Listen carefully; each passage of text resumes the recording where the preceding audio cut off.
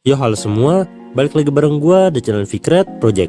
Gua balik lagi sama pembahasan anime Classroom of the Elite season 4, dimana kali ini gua pengen ngebahas tentang Koenji. Seperti yang udah kita tahu, Koenji ini adalah salah satu siswa yang penuh rahasia. Dibandingkan sama Ayano Koji, justru Koenji lah yang terlihat lebih misterius. Kalau Ayano Koji, dia emang sering menyembunyikan kekuatannya dan bergerak di balik layar. Tapi karena Ayano Koji ini adalah tokoh utama, jadi kita bisa tahu bagaimana POV dia dan bagaimana latar belakang kenapa dia bisa punya kekuatan yang hebat itu. Tapi kalau Koenji, hampir nggak ada info apapun soal dia. Yang kita tahu selama ini, Koenji hanyalah seorang siswa yang kelihatan berpotensi. Tapi dia nggak mau nunjukin kemampuan dia secara serius. Dia cuma mau menikmati kehidupan sekolahnya dengan happy dan tanpa paksaan. Ketika ada ujian-ujian sekolah pun, dia cuma nargetin nilai aman doang, tanpa keinginan untuk mencapai lebih atau mecahin rekor tertentu. Tapi di ujian terbaru, yaitu ujian di Pulau Tak Berpenghuni kali ini, Koenji tiba-tiba ngeluarin statement yang gak terduga.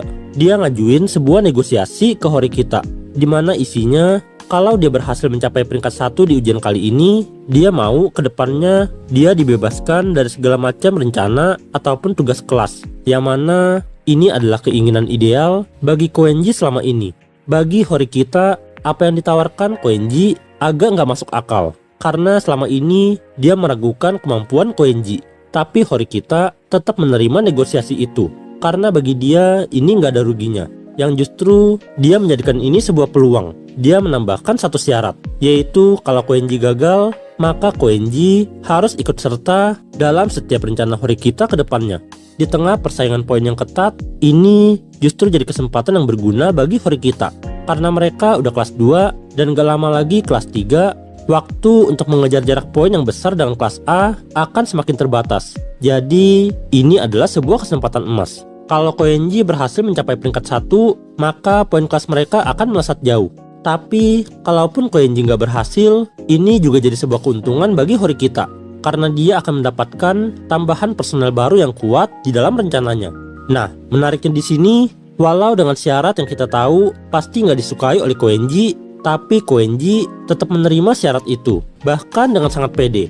Apakah memang Koenji seyakin itu bisa mencapai peringkat 1 di ujian kali ini? Saingannya itu ada banyak dan juga berat-berat. Tapi Koenji tanpa ragu tetap menerima konsekuensi itu. Dan disinilah titik balik dari Koenji. Seorang siswa yang selama ini cuma diem aja dan menghindar dari segala macam persaingan kelas, akhirnya kali ini mulai menunjukkan taringnya. Memang tujuannya bukan untuk persaingan kelas, melainkan cuma untuk kepentingan dirinya sendiri. Tapi tetap aja ini bakal jadi momen paling menarik di season 4 ini. Bahkan gua udah nunggu-nunggu sejak lama arc ini diadaptasi jadi anime. Kayaknya udah sekitar 3 atau 4 tahun sejak terakhir kali gua ngebaca arc ini di novelnya. Dan yap, nggak perlu banyak basa-basi. Di arc ini kita bakal melihat berbagai momen keren dari Koenji.